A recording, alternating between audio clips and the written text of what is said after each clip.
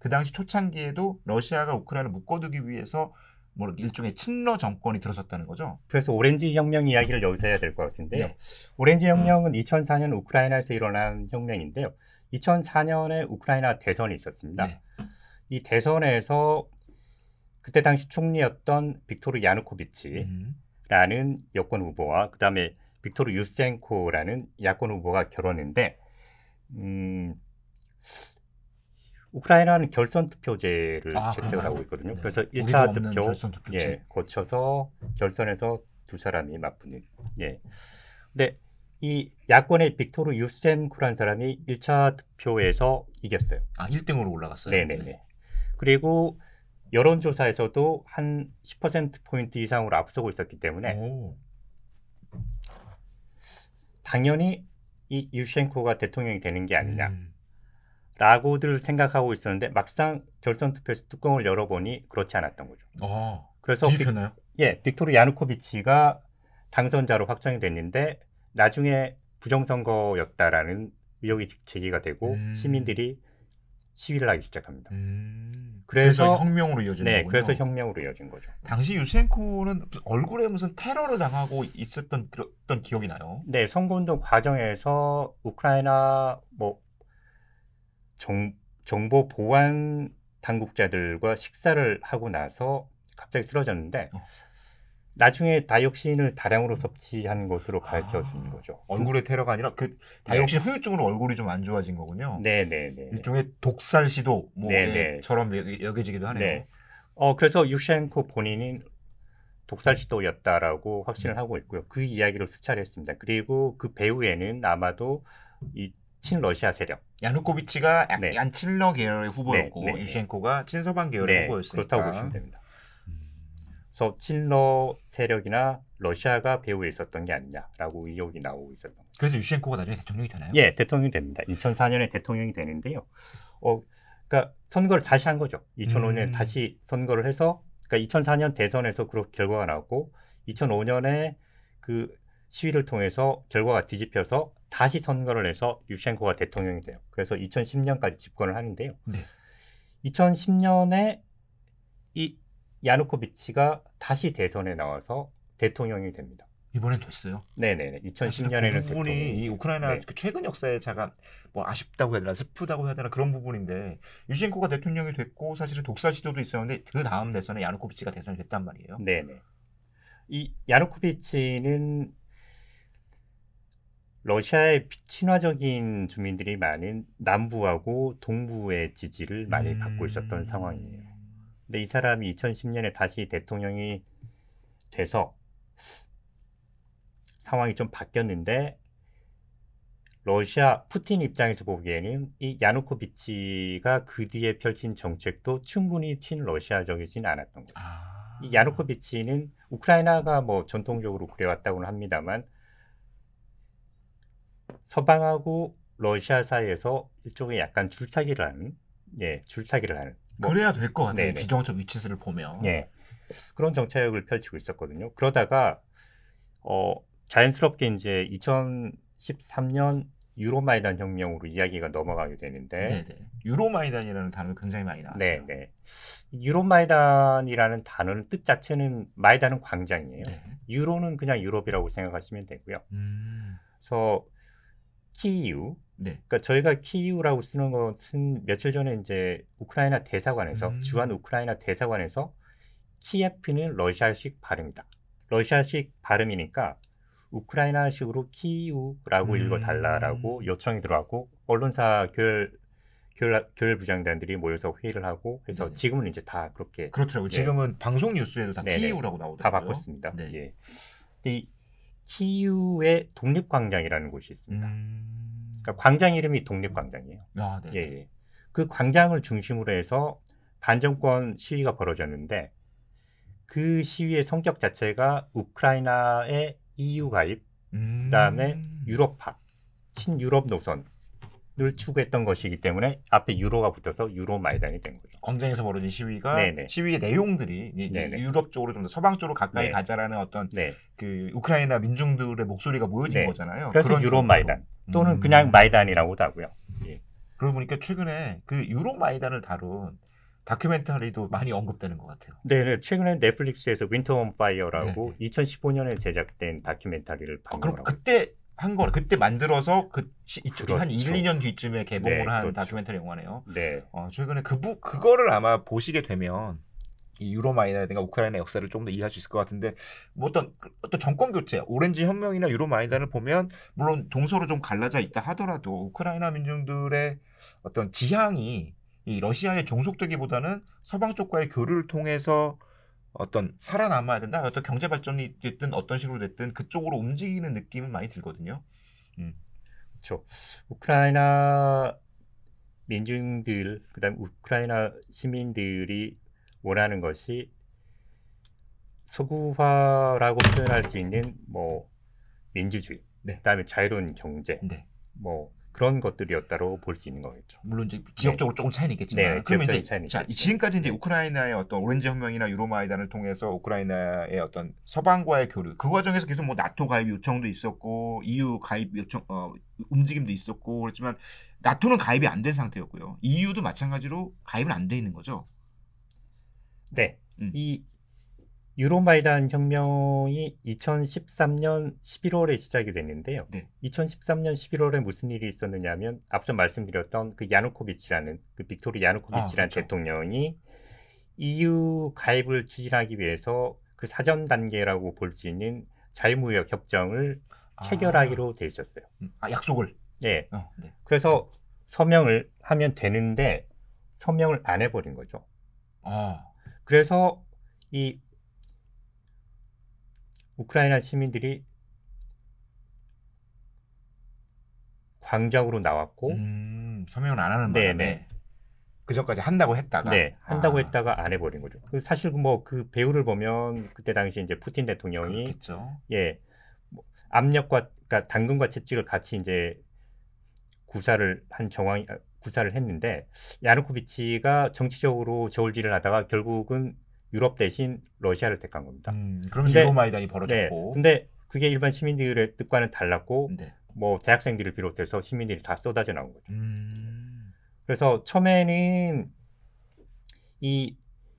왜 그 협정에 서명하지 않았느냐, 협정에 서명하라고 협정 서명을 촉구하는 시위였는데 그렇겠죠. 나중에 반정권 시위, 그러니까 정권 교체를 요구하는 거의 뭐 저희 2008년에 촛불 집회를 생각하시면 상황이 좀 많이 비슷해요. 처음에는 뭐 미국산 소고기 반대를 그렇죠. 하다가 나중에는 정권 교체를 요구했죠. 그런 식으로 진행이 된 겁니다. 그래서 야누코비치가 물러나나요? 뭐 쉽게 물러난 것은 아니고요. 그 시위 과정에서 뭐 100여 명이 뭐 총에 맞거나 해서 사망을 했죠. 시민들이. 발포를 했군요. 네네, 발포를 했습니다. 예. 그 과정을 거쳐서 2015년 2월쯤에 탄핵이 돼서 결국은 정권이 교체가 됩니다. 그리고 이제 2명의 대통령이 이제 이어지고 있는 중이고요. 이제 우크라이나 역사와 우크라이나 입장을 많이 살펴봤는데 이 뉴스에 많이 등장하는 단어 중에 이 러시아의 입장 혹은 푸틴의 입장 중에 유라시아주의라는 게 있더라고요. 네네네. 유라시아주의는 뭐 일종의 사상이라고 봐야 될 텐데요. 그냥 쉽게 말하면 러시아는 유럽이 아니다라는 거죠. 이름이 유라시아인데 그래서 유라시아라는 이름을 따로 붙이는 걸 수도 있겠군요. 네네네. 그러니까 이 러시아 역사를 보시면 항상 서구하고 갈등을 하면서 지금 계속 전개가 되어 왔는데 이 러시아 지도를 보시면 일단 러시아가 유럽에서부터 아시아까지 영토가 그렇죠. 굉장히 크죠. 쭉 이어져 있죠. 그래서 뭐 유라시아라고 할 수 있는 그런 지형적 조건을 가지고 있는데 유라시아주의라고 했을 때 유라시아는 단순히 이제 뭐 지정학적으로 그렇다는 범위를 넘어서 유럽과는 다른 길을 가겠다는 뜻이에요. 그래서 그리고 이 유라시아주의의 세계관 안에서는 유럽은 타락한 세계이고 러시아가 어떤 순결한 영혼을 가진 뭐 그런 국가다. 거기서 많이 들어본 것 같은데요. 라는 것이. 옛날에 요 나라도 한번 그랬던 적 있는 것 같은데. 네, 약간 이제 뭐 전체주의적인 그런 사고 방식이다. 그러니까 굉장히 이제 민족주의적인 좀 약간 극단적인 민족주의에 가깝다. 네, 사실 이 나라도 그런 과정을 거쳐서 2차 대전을 일으키고 이랬던 적이 있었던 거잖아요. 굉장히 사실은 21세기에도 여전히 그런 주의가 남아있다는 것들이 모르겠습니다. 뭐 국민들을 합치는데 힘이 될 수는 있을지 모르겠지만 굉장히 배타적인 주의인데 그 부분에 대한 어떤 힘을 많이 받고 있는 모양이에요. 유라시아. 푸틴이 열심히 믿고 있는 건가요? 알렉산드르 두긴이라는 학자가 그 유라시아주의를 열심히 이제 설파를 하고 푸틴하고 가깝다는 얘기가 있어요.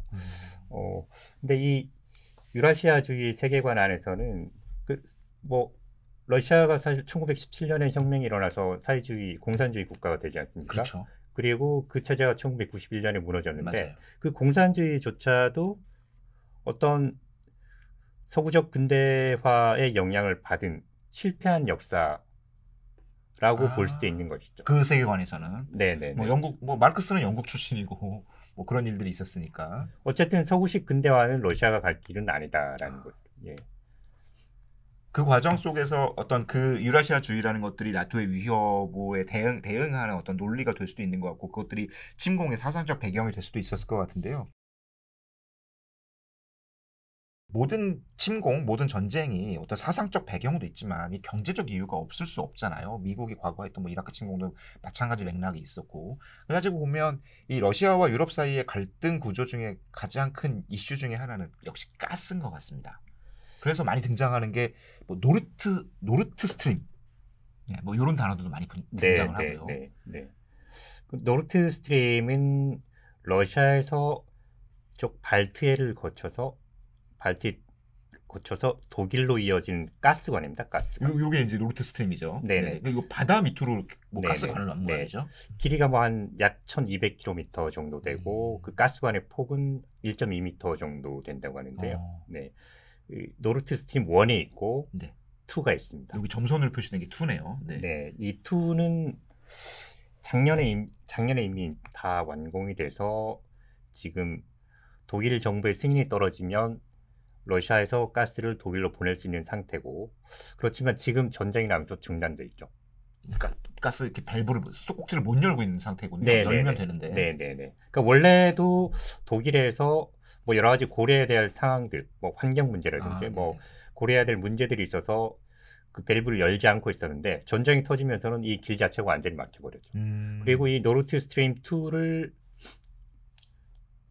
공사를 했던 노르트 스트림 AG, 그러니까 노르트 스트림이라는 회사가 지금 문을 닫은 상태예요. 예, 이번에 전쟁이 나면서 직원들을 다 해고하고 지금 곧 파산 신청이 들어갈 것 같습니다. 예. 사실은 러시아가 이 유럽에 공급하는 어떤 가스의 양도 굉장히 많고 그 가스 관 중에 이렇게 보면 우크라이나를 지나는 관들도 있는 거잖아요. 네네. 이 우크라이나하고 폴란드를 지나서 이 야말 파이프라인, 폴란드를 지나서 유럽으로 가는 가스관이 있고 이 노르트 스트림은 바다로 가네요. 예, 러시아에서 독일로 바로 들어가는 가스관인데요. 이 독일은 지금 탈석탄, 탈원전 정책을 추진하면서 안정적인 가스를 확보해야 될 필요가 있어서 노르트 스트림을 만든 것이죠.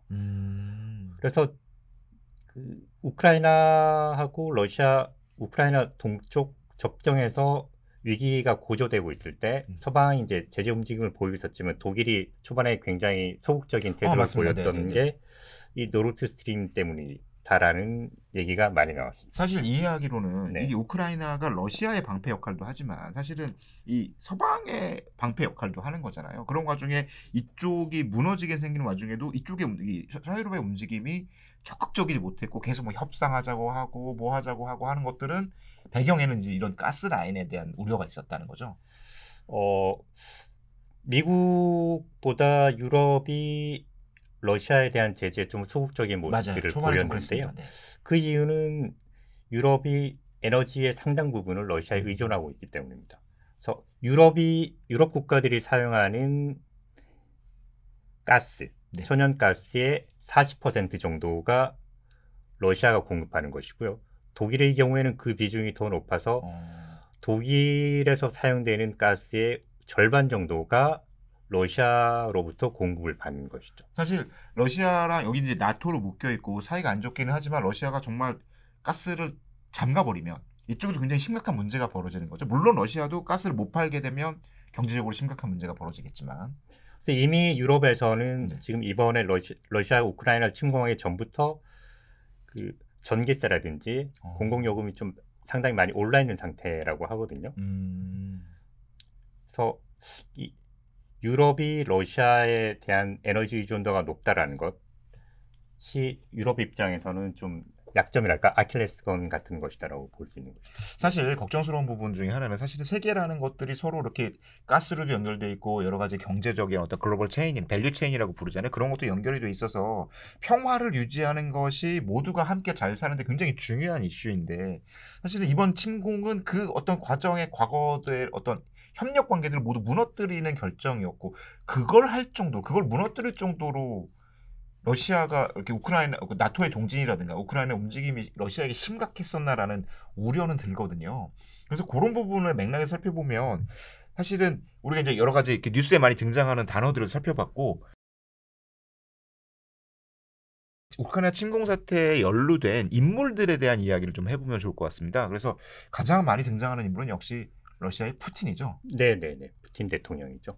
그 블라디미르 푸틴 대통령은 1999년에 러시아 총리가 되고요.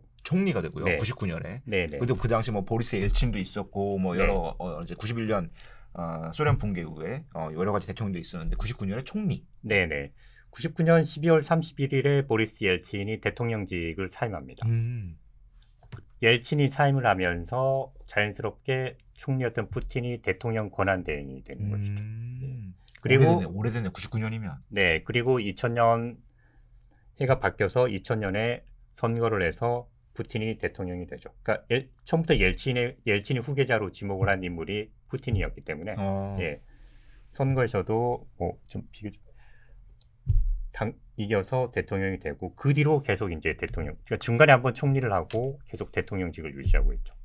그러니까 2000년부터 시작하면 지금 뭐 20년 넘은 거죠. 그렇죠. 네네. 근데 최근에 뭐 헌법 개헌을 통해서 네네. 한 12년을 더 할 수 있게 돼 있어서 네네. 지금 굉장히 많은 네. 그런데 푸틴이 어쨌건 99년부터 지금까지 쭉 이어져 그러니까 대통령직을 유지하고 있는 건 푸틴의 뭐 어떤 국민적 인기도 있겠지만 어느 정도의 어떤 정치적 업적이나 성과가 있었으니까 올라오는 걸까요? 아니면 정말 전체적인 어떤 권력을 탁 틀어지고 뭐랄까 이렇게 독재자로서의 권력 강화를 통해서 지금까지 이어온 걸까요? 두 가지 측면이 다 있다라고 볼 수 있을 것 같은데요. 푸틴이 대통령이 된 시기가 중요합니다. 99년 12월 31일에 대통령 권한대행이 되고 2000년에 대통령이 되는데 그 99년, 2000년이라는 시기가 소련이 해체되고 나서 약 10년쯤 뒤 아닙니까? 맞아요. 그 10년 동안 소련이 굉장히 힘들었어요. 굉장히 힘들었죠. 네. 그러니까 소련의 경제가 무너지고 그다음에 뭐 기존에 이제 공산주의 체제 하에서 그나마 보장이 되던 여러 가지 이제 사회보장 체제들도 사회보장 제도들도 무너지고요. 그래서 그 10년간이 굉장히 이제 그 이전 냉전 시대에 미국과 슈퍼파워를 나눠 가지고 있던 소련의 위상이 그 10년 동안 완전히 무너진 것이죠. 근데 이 푸틴은 89년에 베를린 장벽이 무너지고 뒤이어서 소련이 해체될 무렵에 독일, 그러니까 그때 당시 동독이죠. 동독에서 KGB 요원으로 일을 하고 있었고 KGB 출신이었군요. 소련이 해체되고 소련 위상이 몰락하는 과정을 다 지켜본 사람이거든요. 그래서 그때 푸틴이 자주 하는 말이 소련 해체가 20세기 최대의 재앙이었다라는 것인데요. 소련 해체라는 건 이 소비에트 연방 공화국에서 다 떨어져 나가고 이제 러시아만 남고 했던. 그러니까 그 소련의 위상이 완전히 몰락한 것. 이것이 푸틴에게는 굉장히 큰 뼈아픈 일인 것이죠.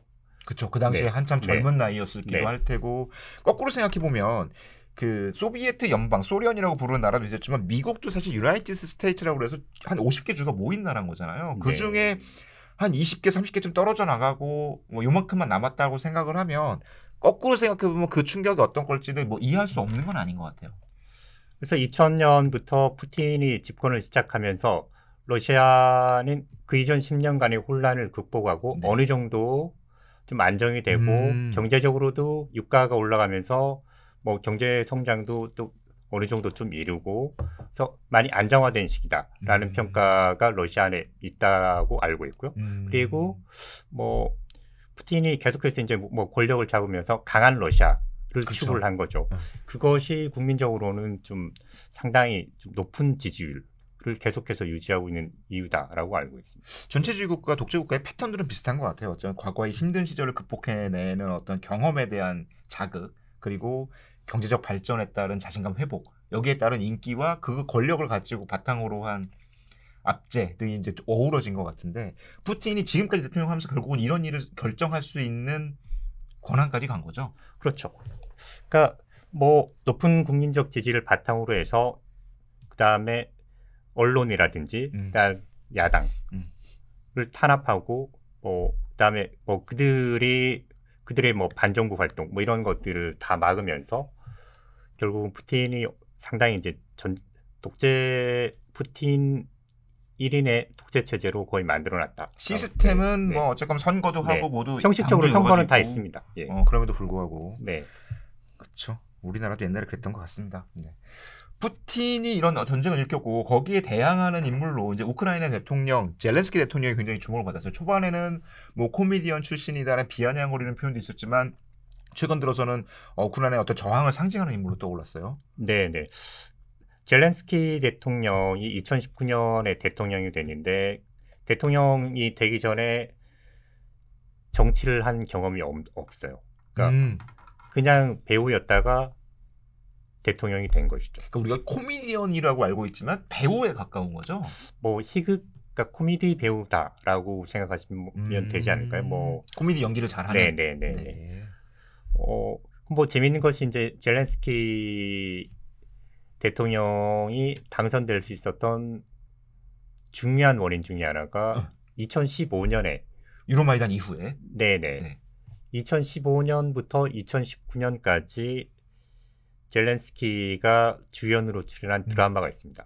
국민의 종. 여기서 말한 종은 그 딸랑딸랑하는 종이 아니라 뭐 하인, 예, 뭐 그런 뜻인데 그 드라마가 어떤 내용이냐면 평범한 고등학교 역사 교사가 대통령이 되는. 정말? 예, 그런 내용의 드라마이거든요. 너무 그렇게 완전 판타지는 아니고 약간 사실성이 있는 드라마인 모양이죠? 정치풍자 드라마라고 보시면 됩니다. 네. 고등학교 선생님이 어쩌다가 뭐 후보도 나가고 이렇게 돼서 대통령이 돼서 좋은 역할을, 좋은 대통령이 되는 과정이었던 모양이네요. 그러니까 수업 시간에 우크라이나 정계 부패를 신랄하게 비판하는 말을 하게 되는데요. 사이다 선생님이네, 사이다 선생님. 예. 근데 그걸 어떤 학생이 찍어서 SNS에 올리고 이게 확 퍼지면서 엄청나게 인기가 올라가게 됩니다. 탄압받는 게 아니라. 네네. 그래서 뭐 대통령 선거에 나와서 대통령이 되고 뭐 그 뒤에 뭐 일어나는 일들을 이제 정치 풍자식으로 그린 건데요. 이 드라마가 굉장히 크게 히트를 치면서 시즌 3개까지 만들어졌어요. 그리고 이게 2015년부터 2019년까지 방영됐는데 그 선거는 2019년에 있었던 거죠. 영화 배우 상태에서 바로 그냥 정치인이 되는 거예요. 그래서 젤렌스키가 당시에 이제 그 국민의 종이라는 드라마 제목하고 똑같은 이름의 당 후보로 나와서 대통령이 된 거죠. 그러니까 드라마에서도 평범한 사람이었다가 대통령이 됐는데 실제로도 대통령이 됐기 때문에 상당히 화제가 됐었죠. 사실은 그 뉴스를 보다 보면 초반에는 젤렌스키 대통령의 어떤 우왕좌왕하는 모습, 그러니까 러시아의 공격 위협이 있었는데도 제대로 대비하지 못했다라는 비판이 있었는데 그 이후에 보여준 모습은 젤렌스키 대통령이 정말 커뮤니케이션을 잘한다. 워낙 배우 출신이기 때문에 효과적인 메시지를 전달한다. 이런 평가들도 있더라고요. 그렇습니다. 그 젤렌스키가 처음에 대통령이 됐을 때는 사실 대통령이 될 수 있었던 것은 반부패 이미지가 그렇죠. 청렴한 이미지가 강했기 때문에 대통령이 된 것이었지만 역시 정치 경험이 전무한 상태에서 대통령이 됐을 때 과연 국정을 제대로 안정적으로 운영할 수 있겠느냐라는 의혹이 있었던 게 사실이거든요. 그렇죠. 예, 전쟁 직전까지도 그랬고, 근데 막상 전쟁이 터지고 나서는 지금 우크라이나 저항의 상징. 맞아요. 그리고 뭐 일부 외신에서는 과거 2차 세계대전 당시에 영국 총리였던 윈스턴 처칠에 비교하는 사람도 있어요. 따지고 보면 처칠도 어떤 이렇게 메시지 전달 능력이 굉장히 좋았던. 지금은 우리 막 명언 같은 게 좀 남아 있잖아요. 그런 차원에서 보면 젤렌스키의 효과. 다만 그 걱정스러운 건 그 어떤 정치적 경험이 이 국민들을 결합시키고 어떤 메시지를 전달해서 힘을 얻게 해주는 데는 굉장히 효과적인데 이게 지금 협상을 해야 되잖아요. 이 협상은 네, 굉장히 그 어떤 이미지가 아니라 뭐랄까 이 달코 다른 경험이 더 필요한 장면인 것 같기는 해요. 그 부분에서 어떤 모습을 보여줄지가 젤렌스키의 미래 그리고 우크라이나의 미래를 굉장히 좌우할 수 있지 않을까 생각이 듭니다. 뭐 지금까지 좀 보여준 모습을 보면 그 힘은 어떤 국민들의 성원을 바탕으로 협상장에 나가는 것과 그렇지 않은 상태에서 나가는 건 많이 차이가 있을 것 같고요.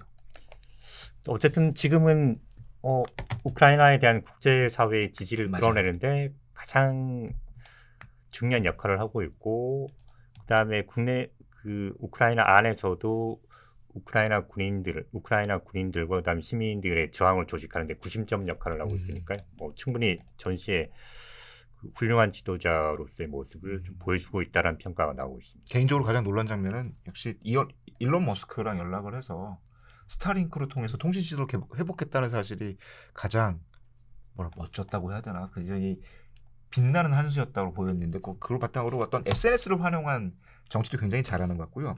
그리고 이제 푸틴과 젤렌스키 말고 사실은 적게 등장하지만 이번 사태에 굉장히 결정적인 역할을 한 인물이 있는데 루카셴코. 네. 알렉산드르 루카셴코는 지금 벨라루스 대통령인데요. 아까 지도에서 봤듯이 이게 우크라이나 북쪽에 있는 나라죠. 북쪽에 있는 나라입니다. 그래서 러시아가 벨라루스에서 우크라이나 수도 키이우로 진공할 수 있도록 이제 땅을 내준 것이죠. 그렇죠. 루카셴코가. 근데 벨라루스와 우크라이나, 그다음 러시아는 소비에트 연방, 그러니까 소련 시절에 뭐 사실 같은 나라였었고 이후에 이제 뭐 독립을 하게 된 것인데, 지금 루카셴코 대통령 같은 경우는 1994년부터 계속 집권을 하고 있어요. 그래서 유럽의 마지막 독재자다라는 별명을 가지고 아까 푸틴이 99년 말 혹은 2000년 초였는데 그보다 더 오래된 거죠. 94년부터 26년 7년쯤 되는 거네요. 네. 그리고 이 루카셴코도 최근에, 그러니까 작년에 개헌을 하고 최근에 그 개헌안에 대한 국민 투표를 해서 지금 뭐 거의 한 80세까지 집권할 수 있도록 지금 기반을 닦아놓은 상태입니다. 사실은 따지고 보면 우크라이나 사태를 만들어낸 두 명의 축이라고 한다면 이 22년째 독재를 하고 있는 푸틴, 그리고 27년, 26년째 독재를 하고 28년째 독재를 하고 있는 이 루카셴코, 이 둘의 합작품이라고도 할 수 있을 것 같아요. 네, 그렇습니다. 그 스트롱맨이라고 하죠. 그러니까 두 독재자들이 서로 이제 연대를 하고 있다라고 할 수 있겠죠. 사실 뭐 약간 비약일 수는 있겠는데, 그래서 어떤 그 평화를 유지하는데 가장 중요한 장치는 역시 독재를 막는 것이 아닐까라는 생각을 다시 한번 들게 하거든요. 그 둘의 존재가 물론 어떤 성과도 있을 수 있고 국민의 지지를 받을 수도 있겠지만, 독재를 통해서 만들어진 권력이 내리는 결정들의 위험함, 견제받지 않는 권력의 어떤 위험함들을 잘 보여주는 장면인 것 같아서 굉장히 아쉽습니다. 어쨌든 이 우크라이나 침공 사태, 그리고 혹은 전쟁이라고 부를 수 있을 만한 이 사태는 빨리 해결이 돼야 될 것 같고요. 우리가 이제 용어를 통해서 살펴보고 등장하는 인물을 통해서 살펴봤으니까 요 용어와 인물들에 대한 배경 지식이 있으면 앞으로 벌어지는 뉴스들에 대해서도 이해도를 조금 더 높일 수 있을 거라 생각이 들거든요.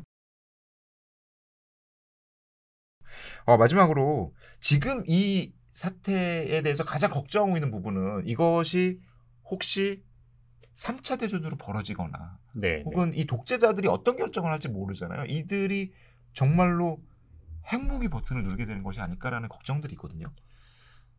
이 핵과 관련해서는 최근에 푸틴 대통령이 러시아의 핵 운영 부대에 대해서 경계태세를 강화하라라는 명령을 지금 내린 상태죠. 경계태세 강화는 뭐 쏴라 이런 거는 아닌 것 같아요. 어감상으로는. 그러니까 뭐 핵 억지력 부대라고도 아닌데, 그러니까 핵 전쟁에 대비해서 준비를 잘 하고 있으라, 뭐 이런 지시를 내렸다. 이름은 핵 억지력 부대지만 핵을 억제한다는 거는 핵을 쓸 쓸 수 있다는 거잖아요. 네네, 그렇습니다. 네네. 그래서 뭐 보통 핵 전력이라고 하면 이제 뭐 그 대륙간 탄도탄, 그다음에 잠수함 발사, 그다음에 뭐 전략 폭격기를 통한 이 세 가지가 핵 전력이 들어가는데요. 뭐 그 핵 운영 부대에 대해서 잘 준비를 하고 있으라라고 이제 얘기를 한 것이죠. 이거는 서방을 향해서 약간 경고를 한 것이라고 쓸 수도 있다. 네, 볼 수 있죠. 왜냐하면 푸틴이 그 우크라이나 침공을 하면서 한 연설에서